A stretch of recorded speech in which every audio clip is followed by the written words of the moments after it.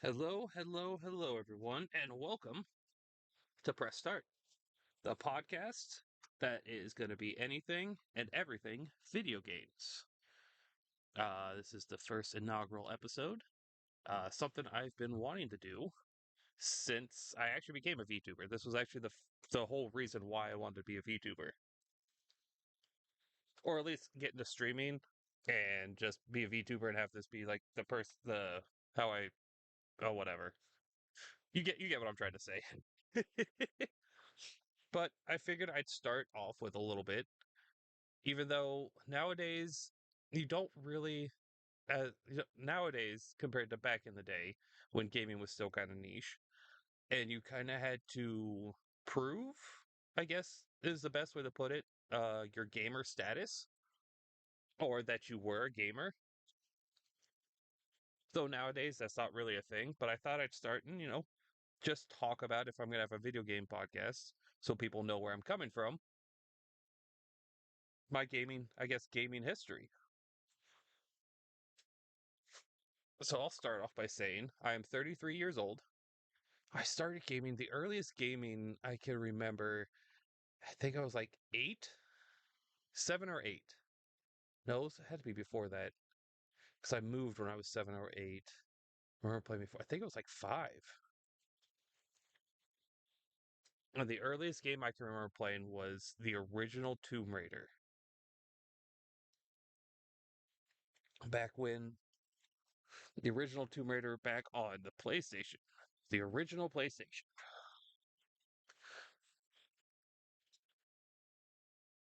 Yes, I know. Some people probably don't even know that Tomb Raider was originally on the PlayStation. Well, it has always been on the PlayStation, but the first one was on the PS1, back with the polygons and all that, and not as the graphics were not as defined as they were now.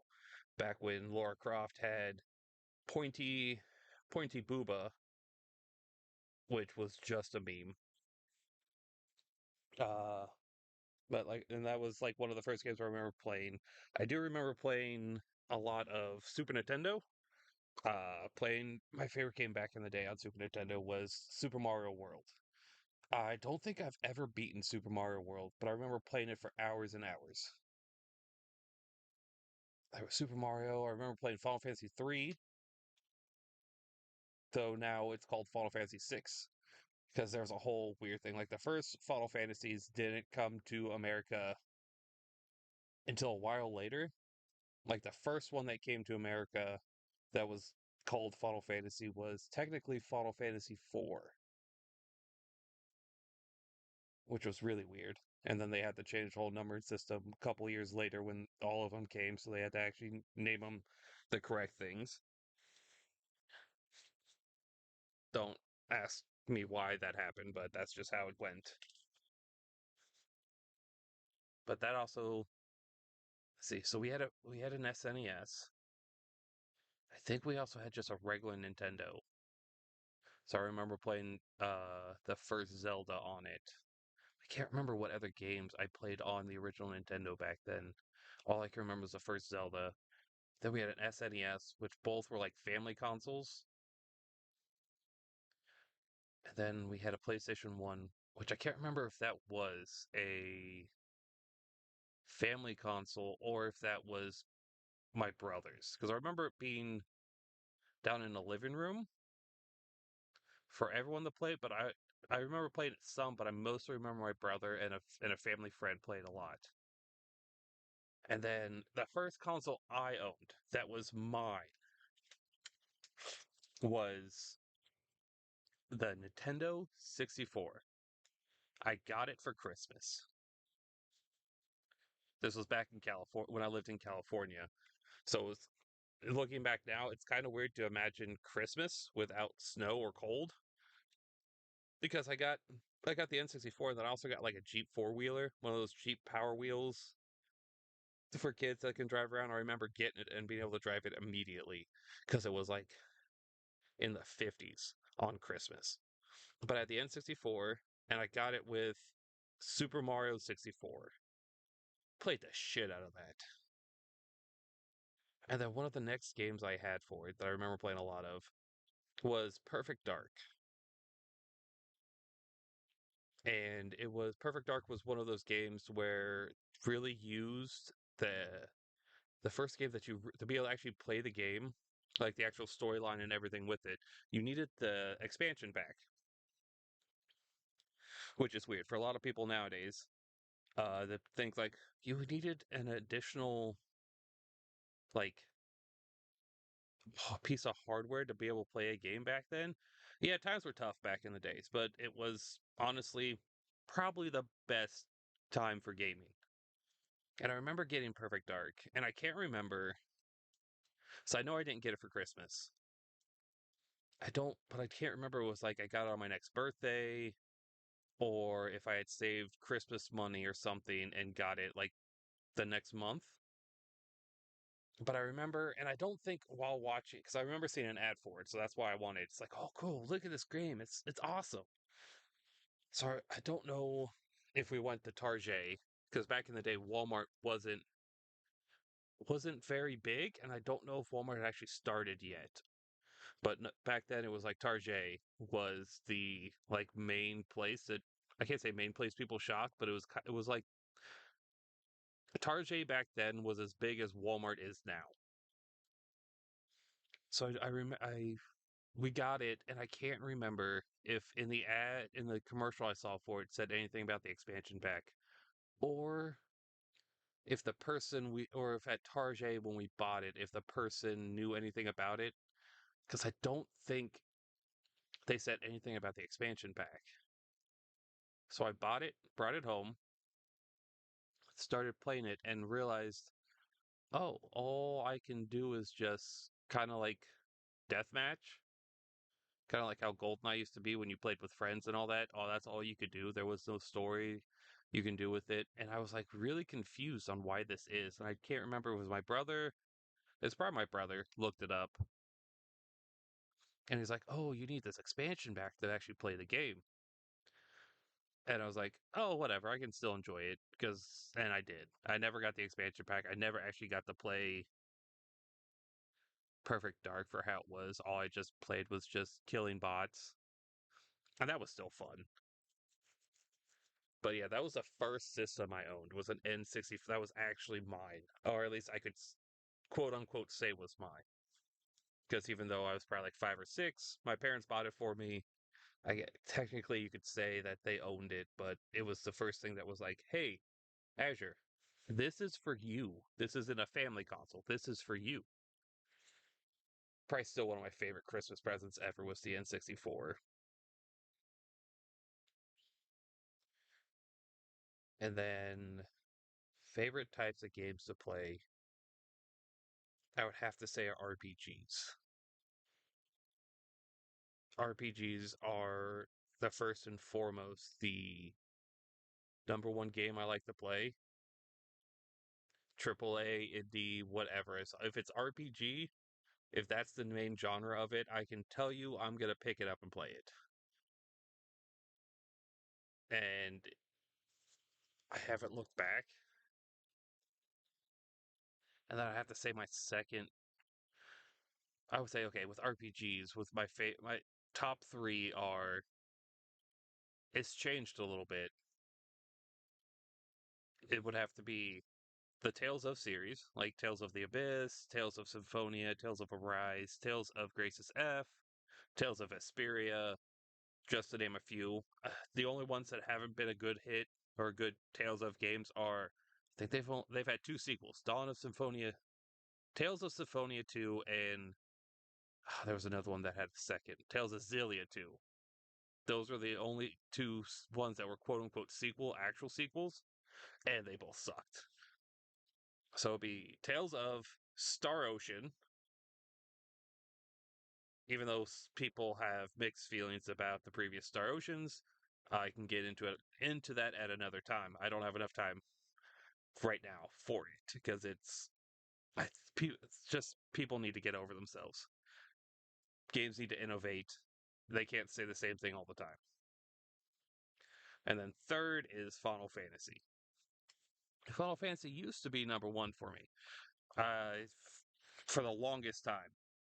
Even when 13 came out, well, even with Final Fantasy 13, I would still rank it, would have still ranked it at the time as my number one series, number one favorite game series. But with 15 and 16, and I'll get into that later, it's dropped, unfortunately, because Final Fantasy 6 and 7 and 9 were like the big reason why I love RPGs.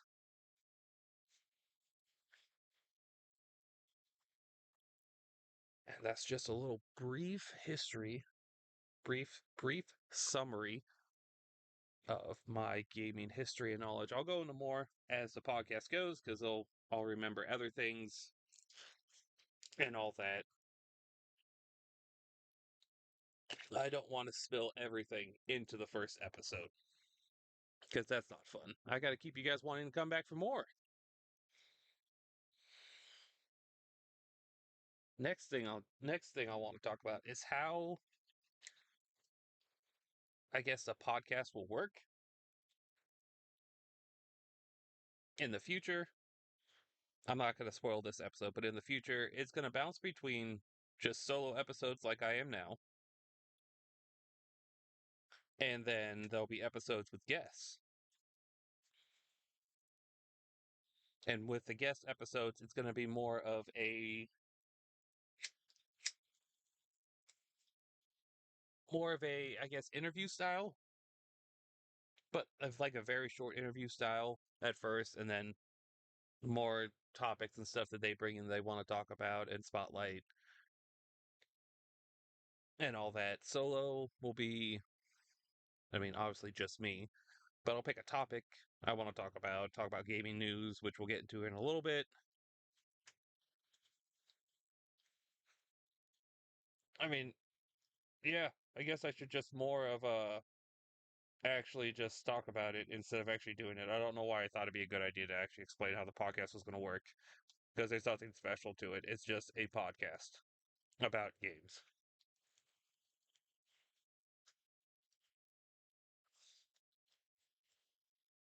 Now, bear with me. I feel like I'm going through these things very quickly because I ain't gonna lie, I'm a little bit nervous about it. First episode and all that, not used to doing something like this yet. But I guess right now, games I'm playing right now that I would say, I mean, one of these people are have already has been talked about for a while. It won, I believe, Ultimate Game of the Year, which I don't understand the distinction between Ultimate Game of the Year and Game of the Year at the Golden Joystick Awards. But it took home the Ultimate Game of the Year, Baldur's Gate 3. And everyone's been playing it, even though I can't say a lot of the hype has died down, but I'd say everyone talking about it has died down because other games have come out that has taken over. But I do agree. Baldur's Gate 3 winning Ultimate Game of the Year was correct. I've been playing a lot of Rune Factory lately. Rune Factory 3 and 4. Have never played 3, have beaten it. Played 4 back in the day when it was popular, or not popular, I don't know if it ever was, but back when it came out. Never beat it then, and I'm almost close to beating it. Been played Resident Evil 4 Remake. Great remake. I think it's the best one out of the series so far of the remakes, and even of the original one, the original 4. I still believe Resident Evil 4 is the best one of the whole series. And then I've been playing a little bit of Slay the Spire. This is just kind of like my little comfort game. It's like I don't know what else to do. Let's just play Slay the Spire. And at the moment, in my current run, I'm doing an endless run, and I think I've broken the game. I have gone through like the fifth or sixth time, and I can beat every fight almost on the first turn. So I'm gonna just keep going, see how far I go. And then a nice little indie gem called After Image. It's a platformer. I would say it kind of plays in the style of Castlevania, the old Castlevania platform games. It's really the art style is charming. The story so far is actually pretty good. I feel like the combat could use a little more. I feel like if I had to give it one critique is the combat, but then again, platforming style games with like combat and stuff where with using weapons and such like that does kind of can't don't really have the full range of motion and able to really make use of the whole combat system. So I can't really say it's a detraction, but I would like to see more with it.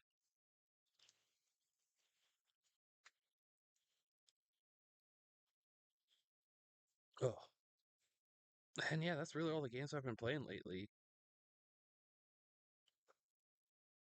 Even though two of them I've been playing on stream, even though my capture card is broken, so I haven't been able to play them recently. But that's really all it is. That's really all I've been playing recently. Old games, new games. I wouldn't really call Rude Factory 3 a new game, even though it was just kind of like remastered or re-brought back out with added features. It is an older game. Oh, excuse me. Now, we're going to get into the meat of the episode. No, not yet, actually. I do have one other segment I want to do before. I can't really, oh, I guess you can call it a segment, but I don't really want to call them segments. I guess topic is bum bum bum bum the gaming news.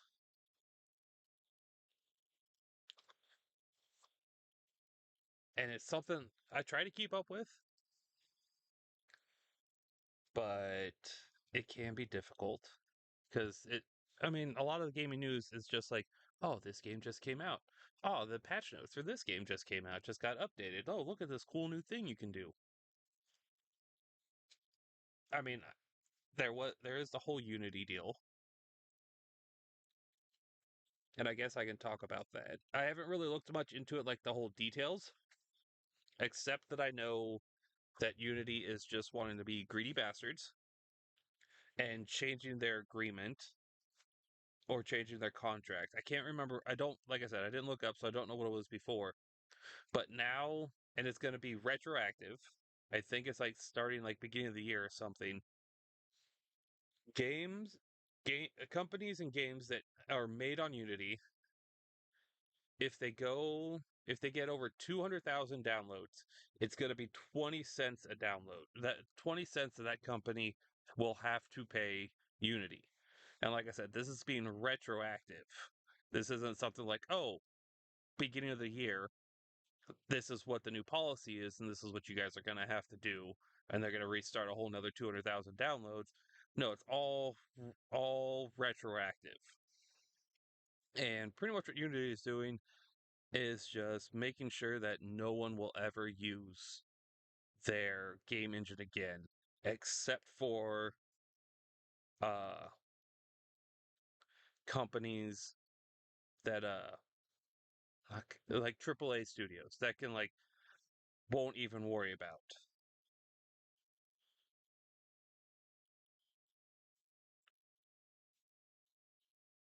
because any indie game is not going to use Unity anymore. Why would you?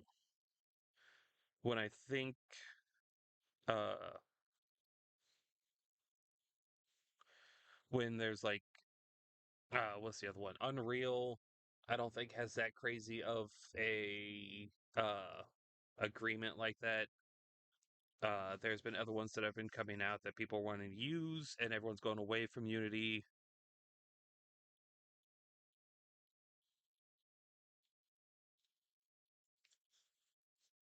And like companies have already said, like I said, Slate Aspire is a good one. They had they've come out and said that, or no, Cult of the Lamb, I know, had come out and saying, I think so did Slate Aspire, that when this actually gets implemented and put into effect, they have told their users or people who want the game to download the game now. Because when this goes into effect, they're just taking it off all storefronts. Because as everyone has said and everyone agrees, this is kind of bullshit. Because not only does it just do from like total downloads from like Steam or Epic Game Store or some of these storefronts or from the website that maybe if you can buy it from the website, I don't know. It's also including pirated editions of the games of games that use Unity. Because in the code, I guess Unity has something to where it be able to track it, which is another issue that people are having issues with. Some sort of like privacy issues. Oh my god, you guys just have to do that in the middle of the podcast. I needed the turn off Tangia, you mother. Oh no, I didn't put it on here. So haha, it doesn't. Ha, I was smart. But yeah, so like Cult of Lamb have already said they're going to do it. I think Slate Aspire said they're going to take it off the storefront, and I know Slate Aspire is already like either remaking their game or making a new game that they're working on with a different engine. Because just think of this. This is all retroactive, and I just looked up Slay the Spire total downloads, and it said anywhere from 5 million to 10 million. So I'm just using the highest number with so 10 million ish. Take away 200,000. That's 9.8 million. And if this is retroactive, and I don't know how much time Unity is giving the studios time to pay what they need to pay with this new thing, but like Slay the Spire 10 million downloads minus 200,000, 9.8 million times zero point 0.2. When this happens, Slay the Spire needs to pay pretty much $2 million to Unity at once, which is just crazy that they put this in. And I don't know the legality of it. So I don't know, like, if like these game companies, like, I think it's Humble Games that makes Slay the Spire. I don't know who makes Cult of the Lamb. But if they say, no, we're not going to sign this new agreement, we'll just end our contract when this happens. So I don't know how that works, but like Slate Aspire needs to pay $2 million to Unity when this happens. And also I don't know if Unity puts something in there that's like, oh, it's just games that have been made in the past 5 years or a couple years. So if this is just like retroactive to all games that have used Unity, some of these companies that have made like single person studios that have just made a game for fun using Unity, and if they got lucky and hit it off and their game at the time got over 200,000 downloads and all that was doing good, but they haven't been able to make another game since, and their game has since quote unquote died, are they required to pay this money? Pay money to Unity? Because if they don't have the money and their game hasn't been active in a while, this makes no sense. They're going to kill so many people, figuratively, and maybe literally. I don't know. Some of these people aren't going to have the money to do so. And it makes no sense. Like Unity is just going to go belly up and it's not going to be used except by AAA studios. And maybe not even that. Because if their consumers, these AAA studios, if their consumers don't like the fact they're using Unity and letting and perpetuating Unity's madness and all that, these AAA studios might just switch over from Unity to like Unreal Engine or some of these other lesser known engines. And see, the thing with that is another thing people that don't know, the CEO for Unity stepped down, and people also say, oh, he should be tried for insider trading because over the past year and a half, I think it is, he's been slowly selling all his stocks and shares of Unity that he has every month or every couple months. He's selling shares, and he's doing this to. If he does get, accused of insider trading, it's like, no, I've been selling these over the past every couple months over the past year. It's not insider trading. He'll probably get off scot free. But two other people have like I think it was like a week or two before it went live. Well, he knew because if people think a company makes a decision and just acts on it, you're naive. They made this decision to do this about a year and a half, 2 years ago. And they were just going through all the steps, making sure all their ducks were in a row before they implemented it. And since he was the CEO, he knew this was going to happen when the decision was made to do it and knew when it was going to be implemented. That's why he started doing this because he knew it was going to get backlash.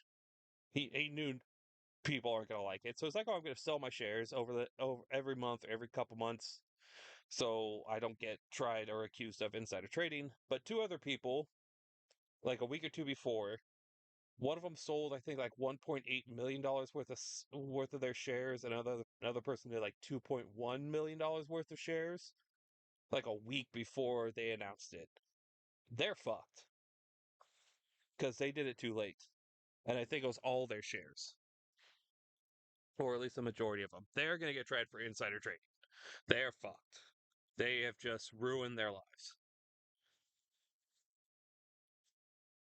But unless, because I think this all goes live beginning of the year or sometime in January or whenever the first quarter starts. I don't know when it does. Unity's just gonna die.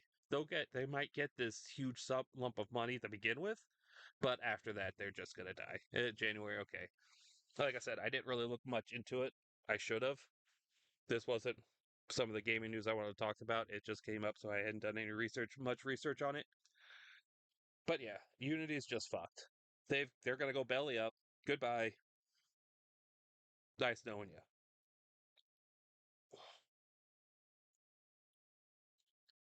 But that's like the biggest topic of gaming news. This was something that, and like I said, I have done a research, so I really don't want to like talk too much more and say too much more on it since I don't know much about it.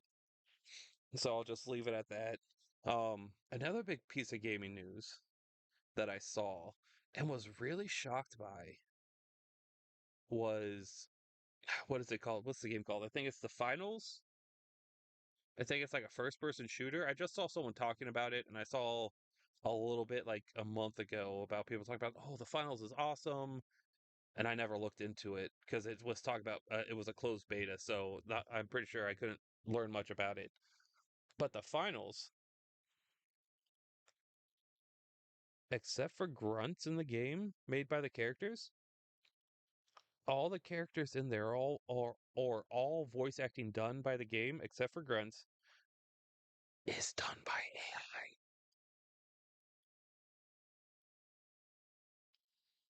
It's all AI. And I'm like, okay, that's one way to do it, but not the best way to do it. Because this is kind of what like the whole writers strike and then the whole act. I know the writers strike was all about like the Screen Actors Guild, those writers and all that. Shows were stopped for a while. There was no new. I hope so because if they don't, that's not gonna be a good look on them. I could understand doing it for the beta, but they also boasted about how it was all done by AI. And the fact that instead of taking days or months to do all the voice acting for the game, they were able to do it in hours. I don't know if they're going to switch it unless they see the huge backlash from people. Because this is what the writers were on strike for. They were saying, no, no AI is going to be used to write, script and plot and all that for movies and TV shows and all that. So I hope so too, because like I said, I haven't looked into it. I need to look into it if it's good, because I've heard good things about it. But if they're gonna keep the AI in it, that is just gonna be, I feel like the beginning of the end, not just for them. because I can see if they use it and the game's successful and good, other studios are going to start using AI for stuff. And that's when everything's going to hit the fan. And I'm not looking forward to that.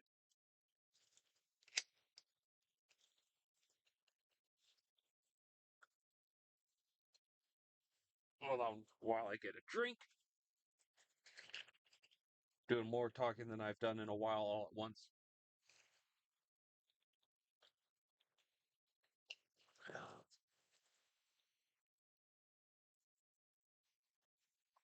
Yeah, that's it. That's like a majority of the gaming news. I mean, there's others, but those are like the two biggest ones that I feel like are Unity is big. Everyone's been talking about it. And then this AI being used in the finals for voice acting is going to go down a slippery slope.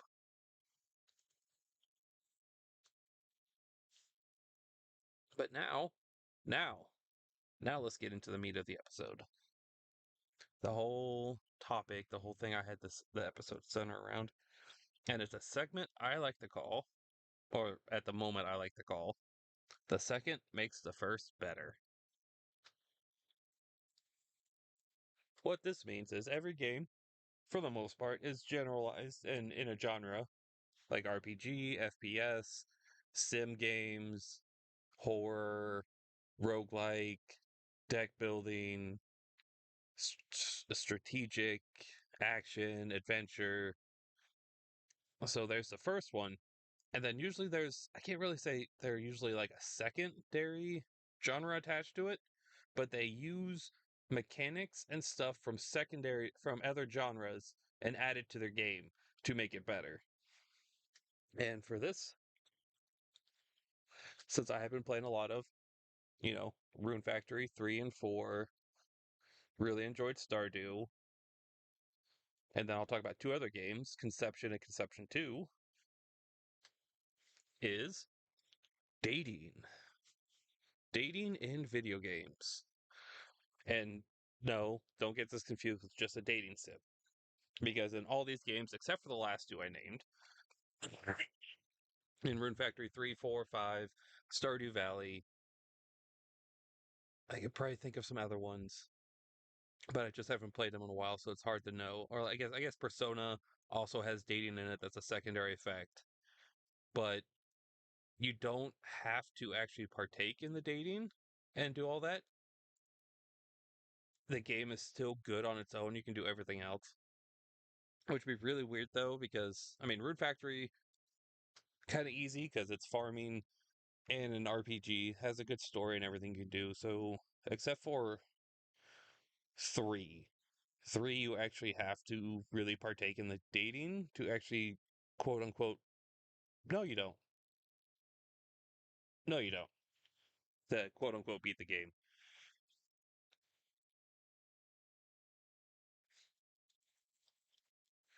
Why I enjoy it though, maybe it's just because I'm a DGen and now that I'm single, fight maybe have difficulty dating, so I'm trying to get, you know, I mean, it's kind of sad to think that I'm getting dating advice from games, but that's the world we live in. But it adds so much to it because dating each one of these characters adds more to the story, get to know them better instead of just talking to them and all that. And it gives you the choice, like, oh, I don't like this character, I don't want to do it. Plus, it adds more to the game, like Stardew Valley. I use that as an example because it's like I think it's a good example. If you don't partake in the dating in Stardew Valley, you don't have to. But it kind of gets monotonous in what you do every day after a while, because then it's just farming. You can go to the little combat dungeon that they have and then sleep and not really do anything else. Rune Factory, there's a lot more to do, but dating adds to it.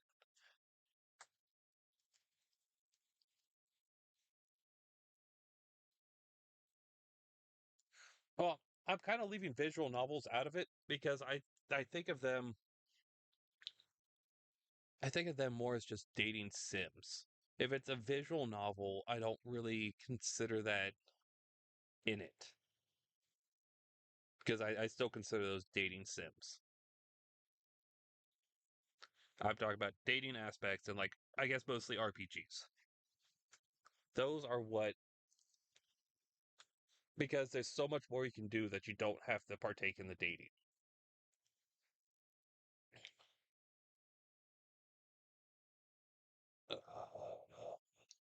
What else did I want to say about it?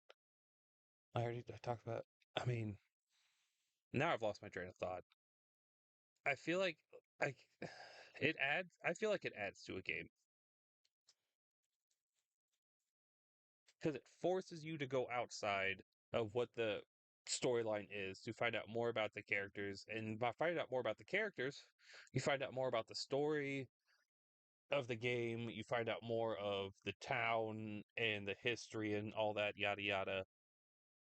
I feel like it just adds a lot to it because it. I don't know. Maybe it's just my personal bias because I've been playing a lot of them recently. No, I agree. That's why games like that's why I didn't include visual novels because I don't play them or do anything with them because honestly I can find them online on manga and stuff like that. If I'm gonna play a visual novel, I might as well just pay for manga because to me that's what it is. But the reason for the dating in these other games actually makes sense. In like Stardew Valley, Rune Factory. Now I did say Conception and Conception 2. If you don't know what those games are, look them up. They're actually pretty good RPGs, good story. They have a good reasoning for the dating and for why it needs to happen. Pretty much the dating needs to happen because quote unquote you need to make star children with a ceremony and that's how you make your party. It's really weird. Good games. Really weird though, but they're actually pretty good. Man, I'm blowing through this faster than I thought I would. I need to slow down and go more in depth with stuff like this because I can't think of anything else I wanted to add. Like Stardew Valley has good dating, makes sense for it, and is actually very well written. Same with Rune Factory 3, 4, and 5. It the whole reason for why it happens because it doesn't need to happen in those games. It can just happen. And it goes and each one has a story. Every character has a different story arc, different personality and everything.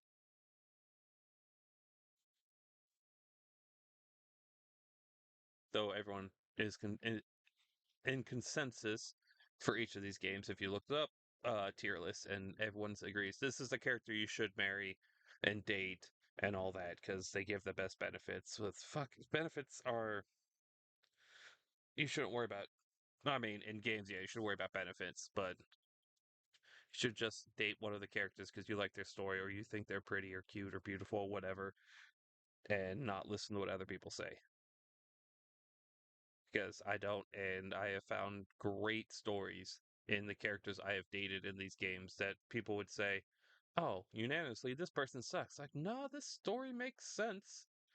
Like, I'll give Stardew Valley again as an example. In the original game, all the characters are actually pretty decent, all have a good story, but there is a mod that adds something more to it. A winery with a character named Sophia which unanimously people say is just there to satisfy the weebs and all that.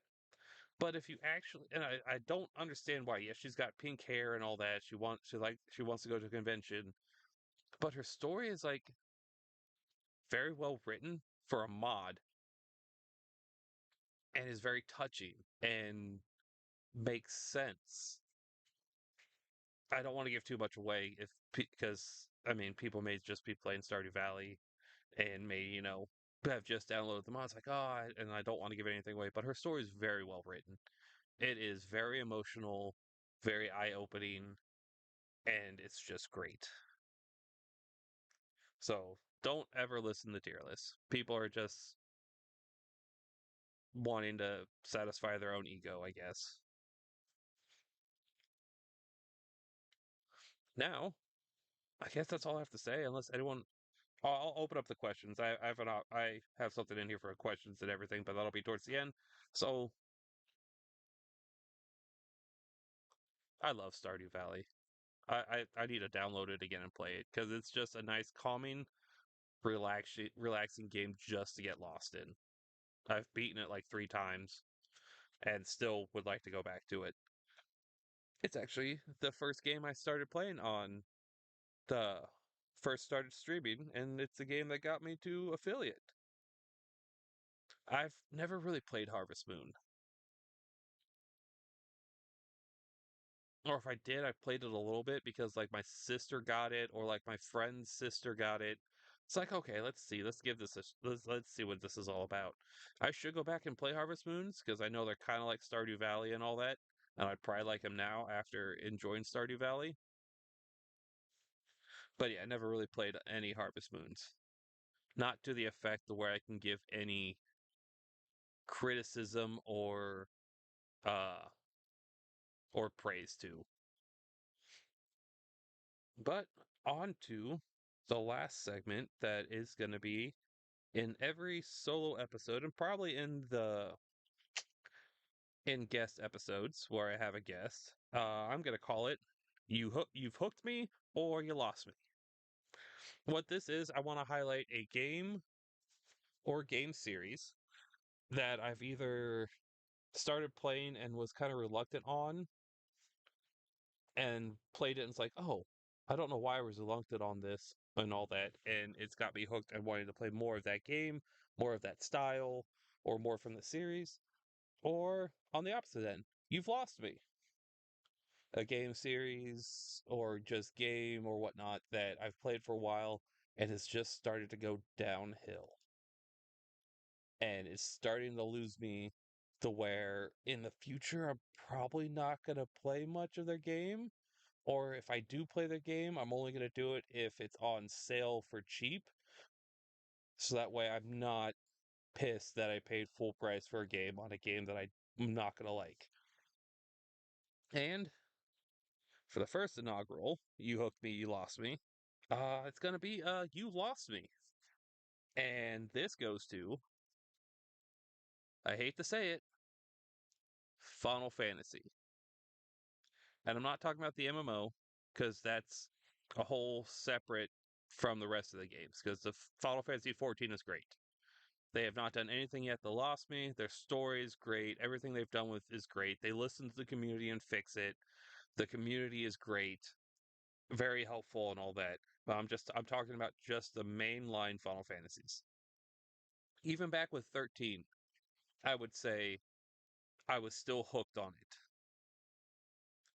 because I get it. Final Fantasy 13 was the first time that Final Fantasy has gone just from being a PlayStation exclusive to now being on another console. And I thought, okay, if they need to dumb it down or whatnot, because PlayStation 3's engine and hardware inside it was much better than what the 360 was at the time. So that makes sense. And then they came out with Final Fantasy 13 2, which I never played, but heard it was the same as the first 13. But then the whole series redeemed itself for me with Lightning Returns. Great game from start to finish, redeemed a whole Final Fantasy 13 uh, saga for me. It really started going downhill with 15. Like the storyline was okay, the characters were okay, the graphics were good. I'll give it that. The graphics are great. But the whole like the last like hour and a half to 2 hours of the game was like if you didn't do I mean I guess this makes sense for most Final Fantasies, but even then you can in a lot of them in the last little bit they have an easy way to get out of the place and going back and doing stuff and exploring.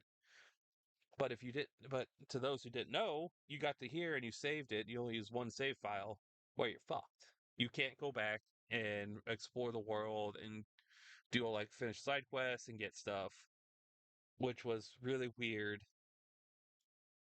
And then also like the ending didn't make sense.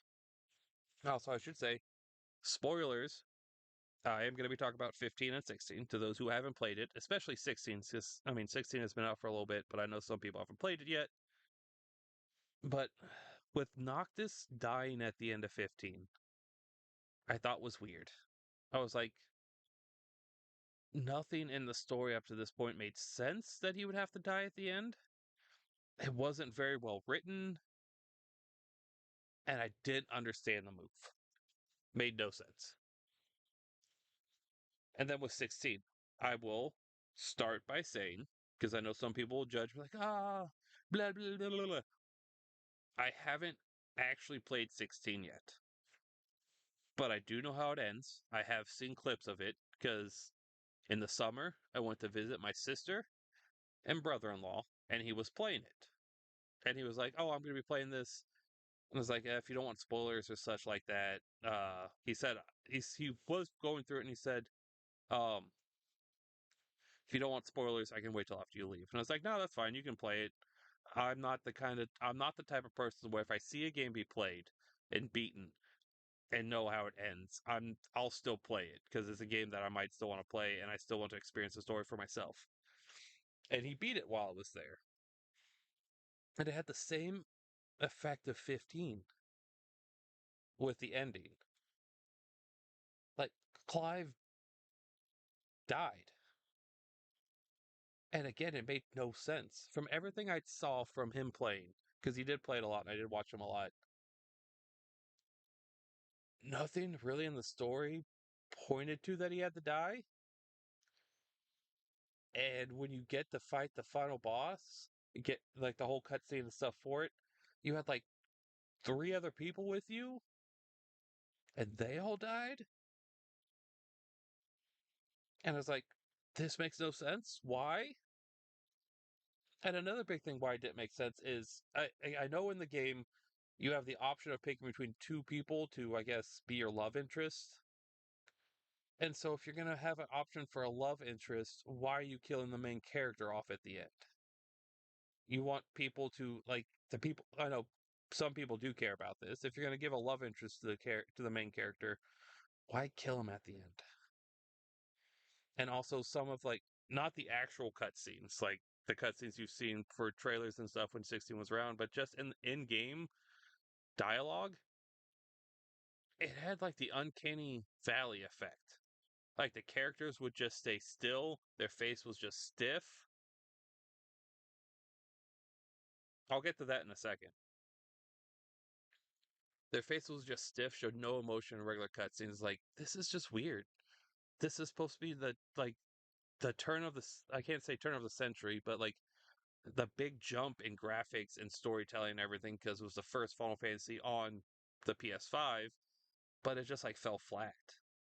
And if they're gonna keep with this cycle of killing off the main character at the end when the story it doesn't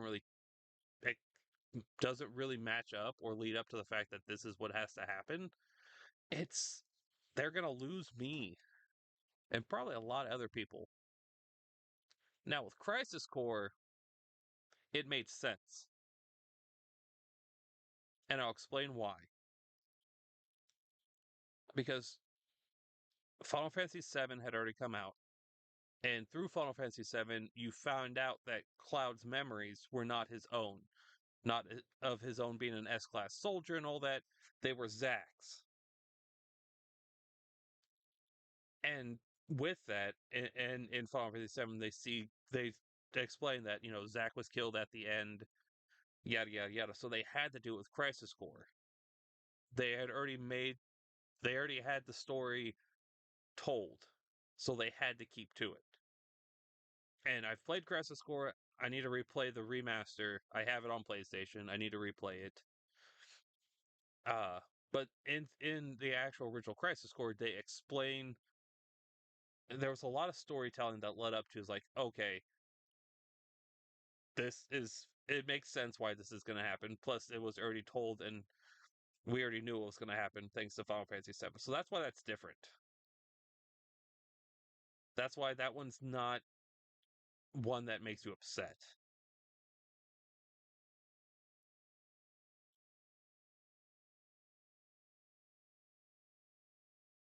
Oh, I have to play it. I don't know why I've been putting it off, but I'll have to play it because I did like Crisis Core. I originally bought the PSP just for Crisis Core. I am that kind of gamer. If a game comes out and that is system exclusive and it's a game I want to play, it doesn't matter if it's like a handheld console or an actual console. I will pay that $200 to $500 just to get that console, just to play that game. I am that kind of gamer. But yeah, Final Fantasy, you're losing me.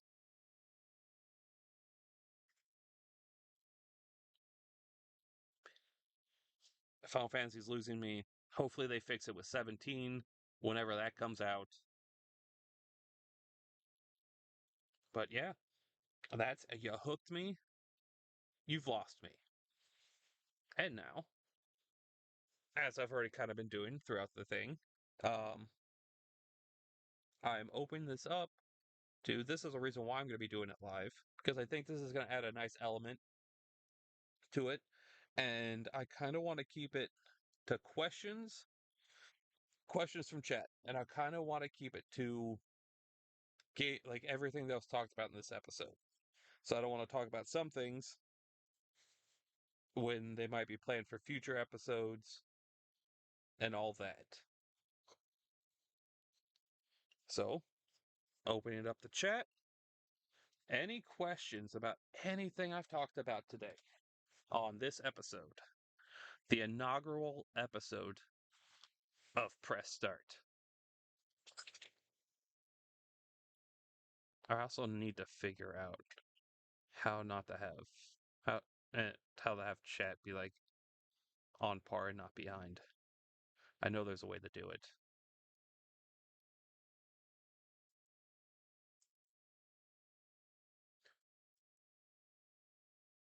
Do I think Unity can recover? The only way I can see Unity recovering from their massive fuck up if they just take it back. It might not be something that will that will have them fully recover right away because they already have such a bad taste in everyone's mouth. But for them not to go belly up as a company, I think the only way they could recover is if they just say, "Oh, we've heard all your feedback and we understand our changes are a bit over the top and all that. So we have decided to not implement them and we're keeping our current I don't know the proper word, our current platform, our current whatever price plan as it is. We're not making any changes." I feel like that's the only way they can recover. If they keep what they're doing and they don't go back on it, Unity's going to go belly up. And then someone's going to buy the Unity engine, the company, and remove it, and it's going to be called something else besides Unity. Aerith or Aerith? It's Aerith. I don't know where people have gotten Aerith from. It makes no sense to me. It's always been Aerith. Aerith. Whoever the is saying is Aerith Japan version? Which one's Japan version? Because I don't know. I've always known it as Aerith with the TH.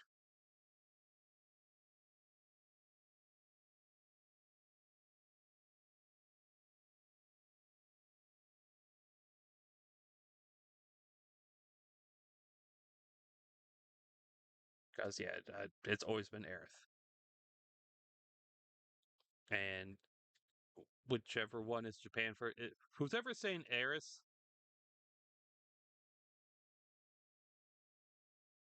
is just wrong. I don't care if that is the Japan version. I know the game was made over there. If Aerith is the Japan version, or I was pronounced in the Japan version of the game, they're wrong.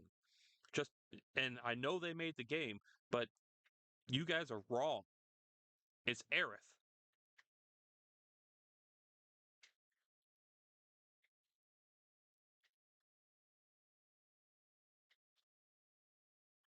As it always will be.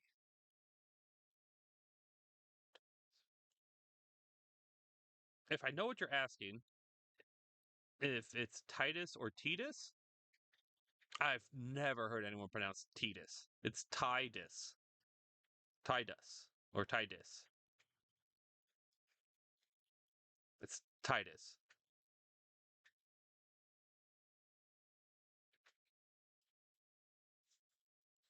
Why am I drawing a blank?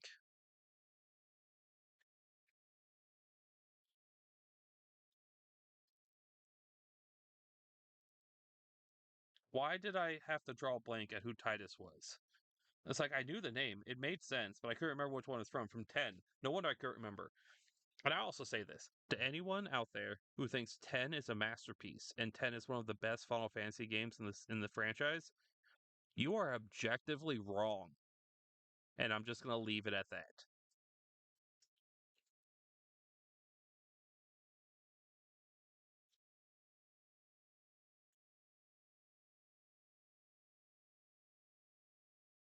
I would say 10 is like if I had to do a top 10 of Final Fantasy games, 10 would come in like between 7 and 10. It's not even a top 5. I don't know why Final Fantasy X gets so much love. It's not that great compared to a bunch of other ones.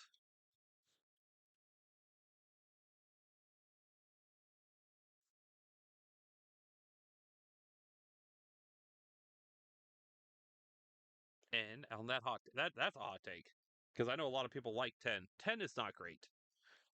You guys are wrong, and you should feel bad about it. But on that note, that was the first episode of Press Start. I think it went well. I want to try to do these weekly. We're going to see how well that works out. But thanks you for everyone that coming. Look forward to talking more about video games in the future. Every week, Sunday is the plan. I also need to work on an outro because I don't know how to end things. So thank you all for coming. That's a good one. I'll have to write that down and talk about game localization on another episode because I only want these to be about an hour long, and that's what this is at. So, but thank you for everyone to coming. Thank you for everyone to coming, hanging out, listen to me, old boomer, talk about video games. I will see you all next week on Sunday. Bye bye.